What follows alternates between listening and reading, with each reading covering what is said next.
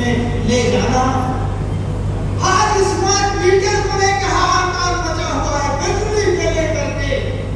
सेवा क्षेत्र में जो करोड़ों करोड़ों किसानों के श्रम पसीने से टैक्स लेकर के जो सरकारी इजारे खड़े किए गए, आज सब बेचे जा रहे हैं और जनता काहे काम कर रही है। बिजली जैसी जरूरत के लिए, शिक्षा जैसी जरूरत के लिए, दवा जैसी जरूरत के लिए। आप जानते हैं ज्यादा समय नहीं लेते, हमारे प्रिय नेता हैं सुनेते, लेकिन आज एक चीज परिस्थिति जो बनी है, जो कहा था कांग्रेस का घोष ने, लेनिन ने, मार्क्स ने, आज ये पूंजीवादी चक्रव्यूह में ये शोषण की प्रक्रिया चलते चलते आज एक तरफ दौलत का अंबार लगा है, बाकी लोग गरीब और बेकार लाचार हैं।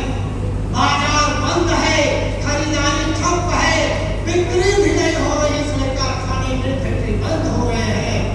3 सेक्टर बचा है, एक है कृषि क्षेत्र, जो भी सब कुछ बेच करके लोग भोजन के लिए खरीदेंगे, भोजन खरीदेंगे, और दूसरा है शिक्षा, जो इंसान बनाती है, और शिक्षा के क्षेत्र को, और है दवा, भोजन, शिक्षा और दवा। यही है मुनाफा का अंबार खड़ा करने का है मौका पूंजीपतियों को, और इसको ही तबाह बर्बाद करके हाहाकार पूरे देश में मचा दिया है। और इसलिए शिक्षा जो हमको दृष्टिकोण देती, जो हमको तमाम रूढ़िवादी अंधविश्वासों से मुक्त करती, जो कुछ भी सही शिक्षा थी, ये सरकार धीरे धीरे उसको भी खत्म कर दिया। जो भी सरकारें सत्ता में आई, और आज उद्देश्य नहीं, और ये जो दृष्टिकोण बनता है, इस शिक्षा से कोई दृष्टिकोण नहीं बनता। आज शिक्षा प्रणाली आप जानते हैं, बैंकिंग मॉडल बन गया, बैंकिंग मॉडल।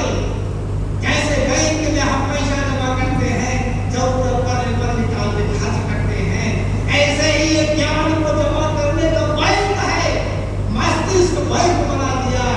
और जब इम्तिहान होता है तो हम उस शिक्षा को निकाल करके पास हो जाते हैं, लेकिन दृष्टिकोण नहीं बनता। एक गरीब आदमी तो गरीब हो रहा है, किसान रात दिन मेहनत करके क्यों बर्बाद हो रहा है, मजदूरों का अधिकार क्यों छीने जा रहे हैं। आज आजाद भारत में महिलाओं की आबरू संकट में क्यों है, शिक्षा क्यों बर्बाद है, स्वास्थ्य क्यों बर्बाद हो रहा है। इसको जानने का जो दृष्टिकोण है, वो कांग्रेस शिवराज घोष की शिक्षा के बगैर नहीं मिल सकता। इसलिए हम लोगों का फर्ज है कि हम जहां भी रहते हैं, एक चीज और है, वो साथी हमारे कहते हैं बात करते हुए कि समय नहीं है।